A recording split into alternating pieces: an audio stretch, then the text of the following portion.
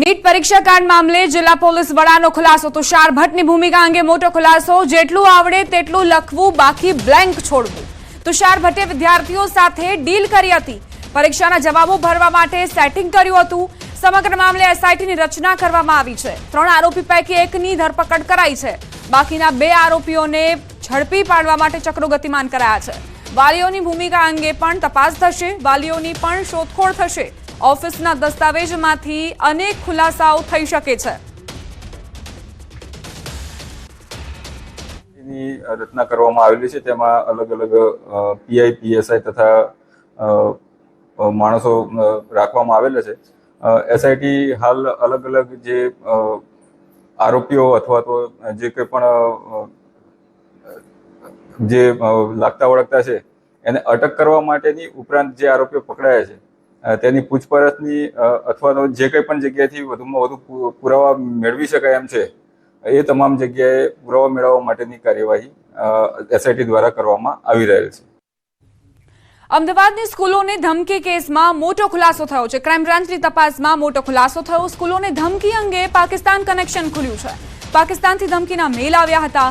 પાકિસ્તાનની કુખ્યાત જાસૂસી સંસ્થા આઈએસઆઈની સંડોવણીની શંકા સેવામાં આવી. ધમકી અંગે આઈએસઆઈએ ષડયંત્ર રચ્યું હોવાની આશંકા છે. પાકિસ્તાનના ફૈઝલાબાદ આર્મી કેન્ટોનમેન્ટનું લોકેશન હોવાનું ખુલ્યું. ક્રાઇમ બ્રાન્ચે મેલ ક્યાંથી આવ્યું તેનું આઈડી શોધ્યું છે. ક્રાઇમ બ્રાન્ચના મતે પાકિસ્તાનનો નંબર મેલથી રજીસ્ટર થયેલો હતો અને બ્રોડબેન્ડ નંબર NAYTEL કંપનીમાં રજીસ્ટર થયેલો છે. આ નંબરની તપાસમાં પણ મોટા ખુલાસા થયા છે. ક્રાઇમ બ્રાન્ચના મતે આ નંબર પાકિસ્તાન આર્મી ઓફિસર સાથે સંકળાયેલો છે. તપાસમાં ખુલ્યું છે કે તૌહિદ DL એન્ક્રિપ્ટેડ ચેટ ગ્રુપ ચલાવે છે અને આ ગ્રુપ કટ્ટરવાદી સામગ્રી અપલોડ કરે છે. ઉપરાંત હોટમેલ, શેરનાઉ જેવી એપ્લિકેશનનો પણ ઉપયોગ કરે છે. આ ગ્રુપની તપાસમાં હમીદ જાવેદનું સોશિયલ મીડિયા સાઇટ એક્સ પર પણ એકાઉન્ટ મળી આવ્યું. આ એક્સ એકાઉન્ટ ઇન્ટેલિજન્સ ઓફિસરનું આઈડી છે, જેમાં આ પ્રકારના વિડીયો અપલોડ કરાય છે. ગુજરાતમાં લોકસભાની ચૂંટણીમાં મતદાનના 1 દિવસ પહેલા અમદાવાદની 24 સ્કૂલોને બોમ્બથી ઉડાવી દેવાની ધમકીના મેલ મોકલાયા હતા.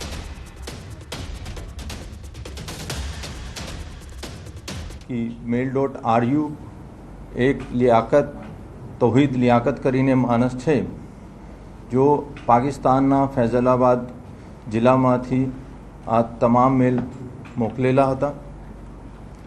એના બીજા પણ ઘણા બધા અલગ અલગ સોશિયલ પ્લેટફોર્મ પર નામ છે. એક નામ જો અમે જાણવા મળ્યું, આ હમાદ જાવેદ પણ છે અને એને ઘણા બધા અકાઉન્ટ્સ અલગ અલગ સોશિયલ મીડિયા જેવા સ્નેપચેટ, ICQ, ટ્વિટર, એના ઉપર અલગ અલગ નામ અને ઓળખાણ આપીને આ ટ્વીટ પણ અને સોશિયલ મીડિયા મારફતે પણ ભય ફેલાવતો હતો. અને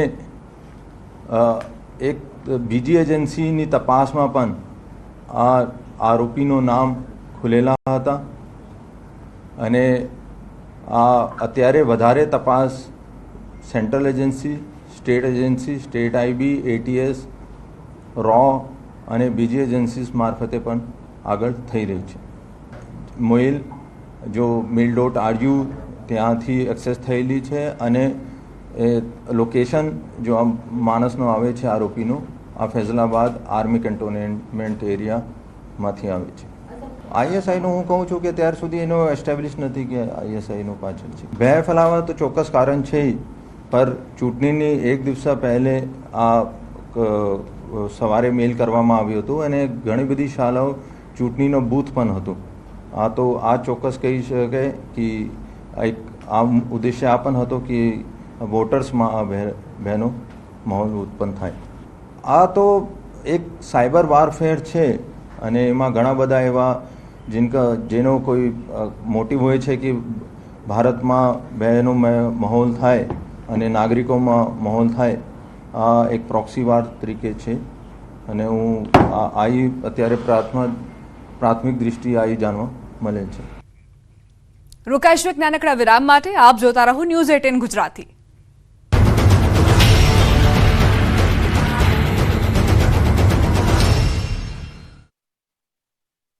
Charuset, 25 years of igniting success.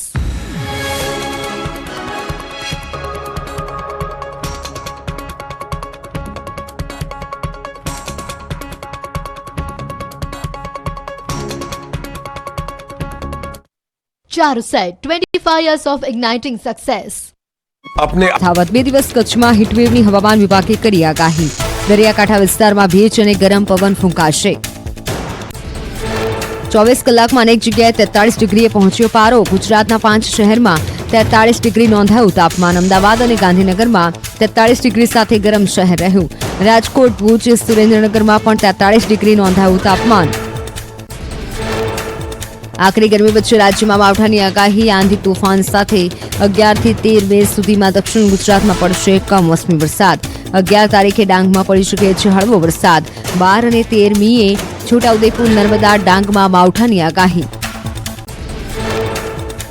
દેશની નજીક આવી રહ્યું છે નૈઋત્યનું ચોમાસું. હવામાન નિષ્ણાંત પરેશ ગોસ્વામીએ ચોમાસાને લઈને અનુમાન વ્યક્ત કર્યું.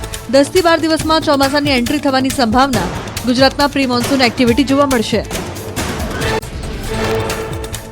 રાજકોટમાં ગરમી ભૂકા કાઢશે. આગામી 5 દિવસ રાજકોટનું તાપમાન 42 ડિગ્રીથી વધુ રહે તેવી શક્યતા. એક સપ્તાહમાં લૂ લાગવાના 227 કેસ નોંધાયા. આરોગ્ય અધિકારીએ લોકોને ગરમીથી બચવા કર્યા સૂચનો. ગીર સોમનાથ અને જૂનાગઢ પંથકમાં આવ્યો ભૂકંપ. સતત બીજા દિવસે ધ્રુજી ધરા. માળિયા હાટીના તાલાળા પંથકમાં 3.7 રિક્ટર સ્કેલનો આંચકો અનુભવાયો. તાલાળાથી 14 કિલોમીટર દૂર નોર્થ ઇસ્ટ તરફ નોંધાયું કેન્દ્રબિંદુ. ગરમીનું પ્રમાણ વધતા અમદાવાદ સોલા સિવિલ હોસ્પિટલમાં દર્દીઓની સંખ્યામાં 10% વધારો થયો. છેલ્લા એક સપ્તાહમાં 10,661 ઓપીડી નોંધાઈ. છેલ્લા એક સપ્તાહમાં વાયરલ ઇન્ફેક્શનના 1,560 કેસ નોંધાયા. રાજકોટમાં હાર્ટ એટેકથી 3 લોકોના મોત. 27 વર્ષીય પરણિતા અચાનક બેભાન થતા મોત. મિત્રને મળવા આવેલા 28 વર્ષીય યુવકને આવ્યો હતો હાર્ટ એટેક. 47 વર્ષીય યુવકે પણ હાર્ટ એટેકથી જીવ ગુમાવ્યો. કાળઝાળ ગરમી અરવલ્લીના મોડાસામાં પ્રકોપ વર્તાવ્યો. છેલ્લા 2-3 દિવસથી તાપમાન 42 ડિગ્રીએ પહોંચતા રસ્તાઓ સુમસામ પડ્યા. ગરમીથી બચવા લોકો શેરડી અને લીંબુ શરબત જેવા ઠંડા પીણાનો સહારો લેતા જોવા મળ્યા. વલસાડ જિલ્લાના ખેડૂતોમાં કહી ખુશી કહી ગમ જેવો માહોલ. આ વર્ષે કેરીનું ઉત્પાદન ઓછું રહેવાની સંભાવના. કમોસમી વરસાદના કારણે પાક નુકસાનની ભીતિ. ઊંઝા માર્કેટયાર્ડમાં જીરાની આવકમાં ઘટાડો નોંધાયો. આવક ઘટતા જીરાના ભાવમાં 15 દિવસમાં 1,000 રૂપિયાનો વધારો. 4,000 રૂપિયા આસપાસ બોલાતા જીરાના ભાવ 5,000 પહોંચ્યા. પ્રદેશ ભાજપ અધ્યક્ષ સી.આર. પાટીલે સેમ પિત્રોડાના નિવેદન સામે સખત વિરોધ નોંધાવ્યો. સેમ પિત્રોડાએ બદઇરાદા સાથે આવું નિવેદન કર્યું હોવાનો પાટીલે આરોપ લગાવ્યો. પાટીલે કહ્યું કે દેશના ભાગલા પાડવાનો કોંગ્રેસનો પ્રયાસ.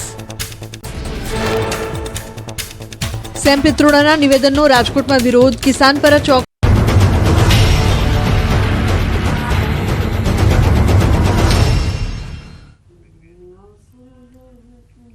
વિરામ બાદ સ્વાગત. અરવલ્લી પર્વતમાળા અંગે સુપ્રીમ કોર્ટનો નિર્દેશ. અરવલ્લી પર્વતમાળાની સુરક્ષા કરવી જોઈએ. ગુરુવારે